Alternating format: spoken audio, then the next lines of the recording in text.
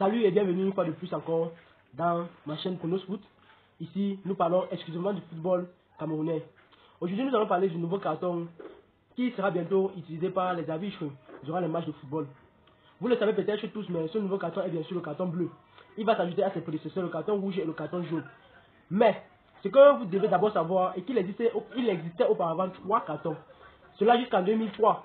Je parle bien sûr du carton vert. Le carton vert donnait l'autorisation aux soigneurs de pénétrer sur le terrain pour s'occuper d'un joueur blessé. Son utilisation a été abolie, les arbitres donnant maintenant désormais ce signal par un simple signe de la main. Mais ne croyez pas que le carton vert a disparu de la circulation. Il est maintenant utilisé de façon officieuse pour récompenser dans les compétitions pour les jeunes les actes de fair play. Il est également disponible depuis janvier 2016 en série B italienne, bien qu'aucun n'ait été attribué avant octobre 2016. Mais il y a quelque chose que vous devriez savoir, peut-être que vous ne vous avez jamais posé la question, mais moi je me suis déjà posé la question. D'où sortent les cartons? Quelle est d'abord l'histoire des cartons? Bon, dans cette vidéo, je vais vous donner l'histoire des cartons que nous connaissons tous. Mais avant de continuer, n'oubliez pas s'il vous plaît de vous abonner, juste en bas là. Ensuite, activez la cloche de notification pour être prévenu lors de mes prochaines vidéos. Et n'oubliez pas aussi de créer vos comptes XBet ou MyBet en utilisant le code promo AXN pour recevoir jusqu'à 200% de vos recharges. L'idée d'utiliser des cartes de couleur pour communiquer un avertissement ou une exclusion revient à l'arbitre anglais Ken Aston. Aston avait été nommé au comité des arbitres de la FIFA et était responsable de tous les arbitres lors de la Coupe du Monde en 1966 en Angleterre.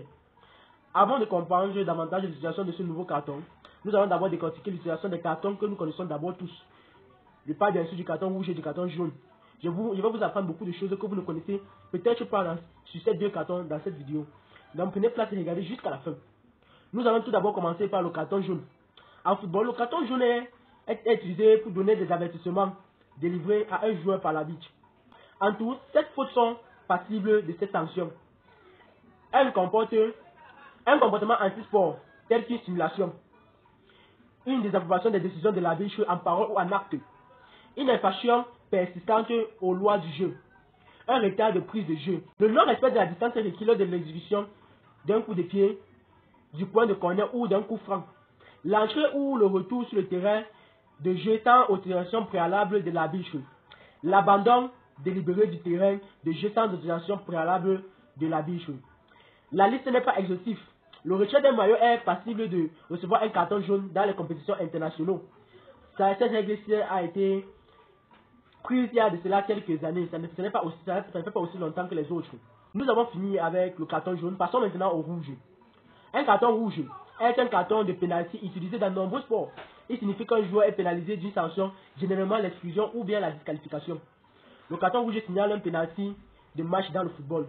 Le fautif est exclu du terrain pour le reste du match. Il existe deux types de pénalty. Le pénalty de match technique entraîne uniquement l'exclusion du fautif pour le reste du match sans autre sanction. Elle est prononcée pour les infractions d'ordre technique ou administratif. La pénalité de match entraîne automatiquement un match de suspension en plus de l'exclusion de la commission disciplinaire peut prononcer des sanctions supplémentaires. Cette pénalité est infligée pour plusieurs infractions graves, notamment en cas de comportement violent ou grossièrement anti-sport. Mais comme vous le savez peut-être tous, recevoir 2 cartons jaunes durant un même match mène aussi à l'exclusion définitive, ce qui signifie que recevoir 2 cartons jaunes veut dire recevoir un carton rouge. Nous allons en présent parler du carton bleu. Le carton bleu est le nouveau carton qui sera bientôt implémenté. Le carton, dès à présent nous allons parler du carton bleu. Le carton bleu est le nouveau carton implémenté par la FIFA.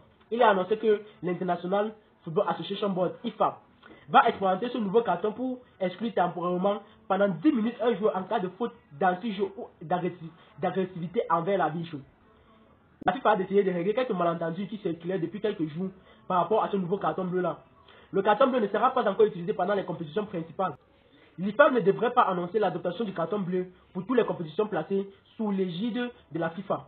Bien au contraire, la Fédération internationale a confirmé que cette évolution fera l'objet de discussions lors du prochain sommet de l'organisation qui gère les règles et lois du football. Lorsque ce point de l'ordre du jour sera discuté lors de l'AEG de l'IFAP le 1er mars.